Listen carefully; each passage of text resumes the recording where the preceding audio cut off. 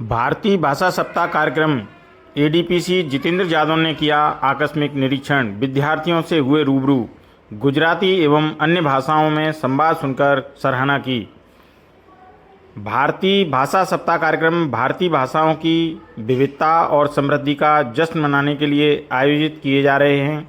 इसी क्रम में राजकीय बालिका उच्च माध्यमिक विद्यालय धौलपुर में मंगलवार को भारतीय भाषा समर कैंप एडीपीसी समग्र शिक्षा धौलपुर जितेंद्र जादव ने आकस्मिक निरीक्षण किया। उन्होंने बच्चों से सीखे गए भाषाई ज्ञान के बारे में जाना। कक्षा 12वीं की विद्यार्थी कविता ने गुजराती भाषा में जब अपनी बात रखी और अभिनंदन किया तो एडीपीसी ने हर्ष व्यक्त करते हुए सराहना की। भारतीय भाषा सप्ताह कार्यक्रम के समापन कार्यक्रम के अवसर पर उन्होंने विद्यार्थियों से पूछा कि अलग अलग भाषाएं सीखने के क्या लाभ हैं, तो इस प्रश्न का विद्यार्थियों ने बेबाकी से जवाब दिए। एडीपीसी जितेंद्र जादव ने बताया कि वे कार्यक्रम छात्रों को एक नई भारतीय भाषा सीखने और भाषाई जागरूकता बढ़ाने के अवसर प्रदान करते हैं। इनमें से कुछ कार्यक्रमों में जैसे कि भारतीय भाषा ग्रीष्मकालीन शिविर, छात्रों को खेल, योग और नृत्य जैसी गतिविधियों के माध्यम से भी शामिल किया जाता है। राजकीय बालिका उच्च माध्यमिक विद्यालय धौलपुर में मंगलवार को भारतीय भाषा समर कैंप का समापन हुआ। उन्होंने पुस्तकालय का उपयोग, पर्यावरण संरक्षण गतिविधियों का एवं अतिरिक्त क्लास समर कैंप की सराहना की। उन्होंने बताया कि इस प्रकार के आयोजन विद्यालयों में होना वाकई सराहनीय पहल है। उन्होंने व्याख्याता भगवान सिंह मीणा से इसके बारे में संपूर्ण जानकारी ली और हर्ष व्यक्त किया। उन्होंने बताया कि आयोजन राष्ट्रीय शिक्षा नीति 2020 के तहत एक भारत श्रेष्ठ भारत पहल का एक हिस्सा है। 7 दिन तक चलने वाले इस विशेष कार्यक्रम का उद्देश्य विद्यार्थियों को देश की भाषाई विविधता से परिचित कराना है, साथ ही भाषाओं के सामाजिक और सांस्कृतिक महत्व को समझना है।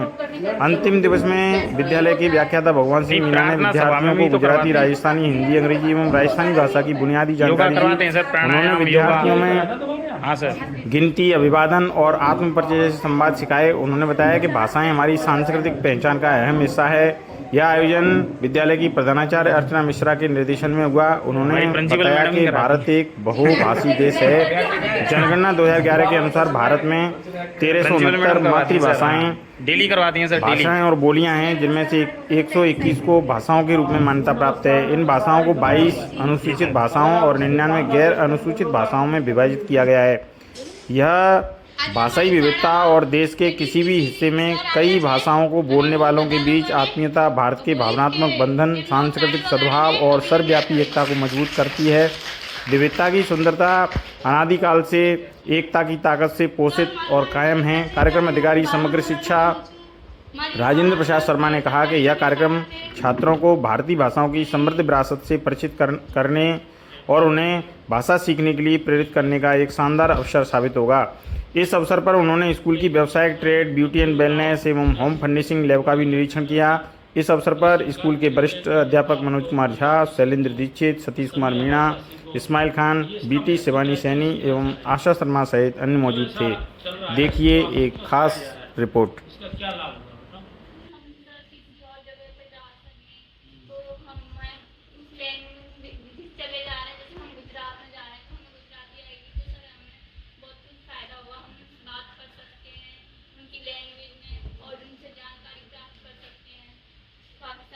ये बहुत अच्छा है। देखो, ये संस्कृतियों का भी आदान प्रदान है, ठीक है। भाषा संस्कृति से जुड़ी हुई चीज़ है। तो आप जैसे दूसरी जगह गए तो सारे लोग तो हिंदी बोलना नहीं जानते। कुछ लोग ऐसे होते हैं बिजनेस में जो केवल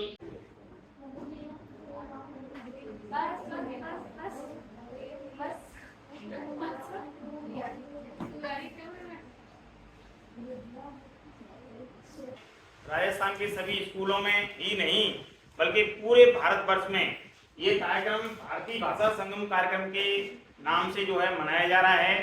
और इसमें हमारे जो बच्चे हैं उन बच्चों को ये सिखाने का प्रयास किया जा रहा है कि हम लोग अपनी भाषा के अलावा, अपनी मातृभाषा के अलावा हमारे भारत में बोली जाने वाली विभिन्न भाषाओं के बारे में थोड़ी थोड़ी जानकारी आवश्यक रूप से रखें। और बहुत अच्छी बात है कि आप लोग भारतीय भाषा संगम कार्यक्रम के माध्यम से कई प्रकार की जो भाषाएं हैं उनके बारे में सीख अर्जित कर रहे हैं, सीख रहे हैं।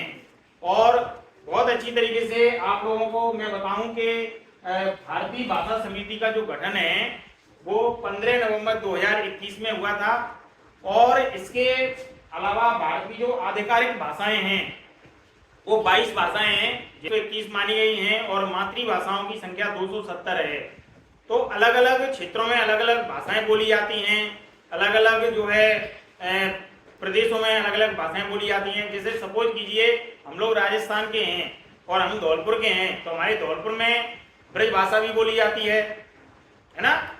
यूपी, एमपी और राजस्थान का जो मिक्सर है उसका फुट मिलता है। राजस्थानी भाषा का समावेश थोड़ा कम होता है ना। भाषाएं हैं, अलग अलग क्षेत्रों में अलग अलग प्रकार की भाषाएं बोली जाती हैं।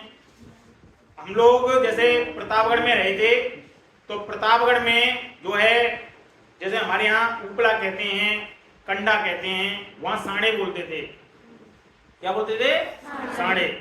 वहां सा का हा उच्चारण करते थे। सपेरे को हपेरा कहते थे, है ना। सिंगाड़े को हिंगाड़ा कहते थे। हाँ, इस तरीके की भाषा है ये, मतलब वहाँ पे अलग अलग क्षेत्र में अलग अलग भाषाएं बोली जाती हैं। ऐसे हम लोग कहते थे कि भाई जो है आप लोग क्या कर रहे हैं, कैसे हैं, अच्छे हैं, कैसा लग रहा है, अच्छा लग रहा है।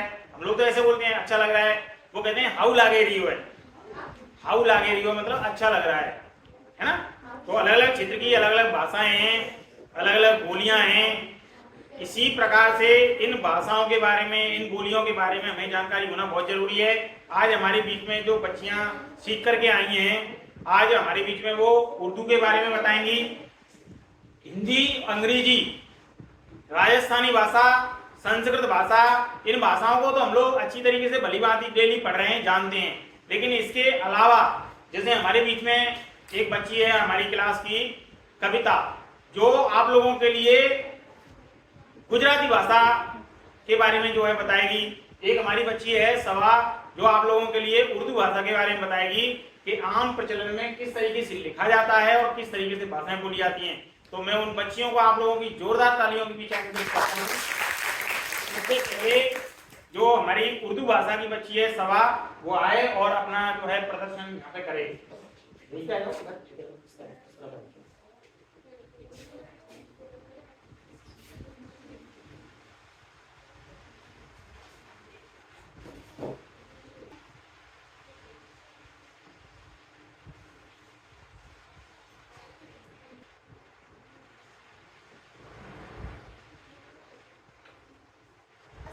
मेरा नाम सबा खान है। मैं 12वीं दर्जे में पढ़ती हूँ। मैं अपनी तारीफ बहुत अच्छा और इसकी लिटरेचर बहुत सारी है और इसमें बहुत सारी भाषाएं बोली जाती हैं। बहुत सारी भाषाएं बोली जाती है। उर्दू मुझे सबसे ज़्यादा अच्छी मेरी अपनी ज़बानी लगती है, क्योंकि उर्दू मुझे इसमें पढ़ना अच्छा लगता है और इसकी जो लैंग्वेज है बहुत ही खूबसूरत होती है। उसकी लैंग्वेज में कुछ बोलते हैं ना तो ऐसा लगता है दिल को टच करती है, बहुत अच्छा लगता है मुझे। मैं इस भाषा के बारे में आपको बताऊंगी, ये सारा जो है बताना है। आप आगे आओ। हाँ बताओ, अपना नाम बताओ, क्या बताना चाह रहे हो आप?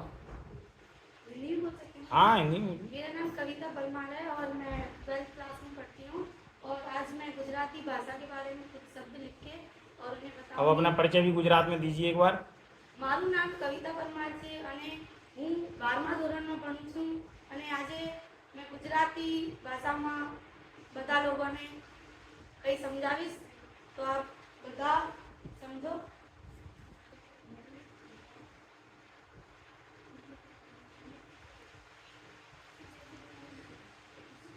भाषाओं के बारे में समझ रखते हैं। भाषा देखिए अलग अलग, अपने धौलपुर की बच्ची है और गुजराती भाषा में जो है ये समझ रखती है, तो निश्चित रूप से हमारे लिए बड़ा सौभाग्य का विषय है।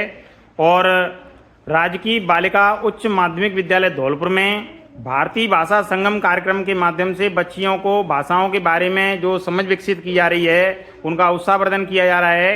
ये अपने आप में एक अनूठी पहल है और हमारी प्रधानाचार्य श्रीमती अर्चना मिश्रा जी के निर्देशन में, नेतृत्व में और इस प्रकार की जो गतिविधियां हैं विद्यालय में, वो निश्चित रूप से की जा रही हैं। और आप सभी बच्चियां उसमें बड़ी संख्या में जो है आकर के इस भारतीय भाषा संगम कार्यक्रम का हिस्सा बन रही हैं, डेली इसको सीख रही हैं।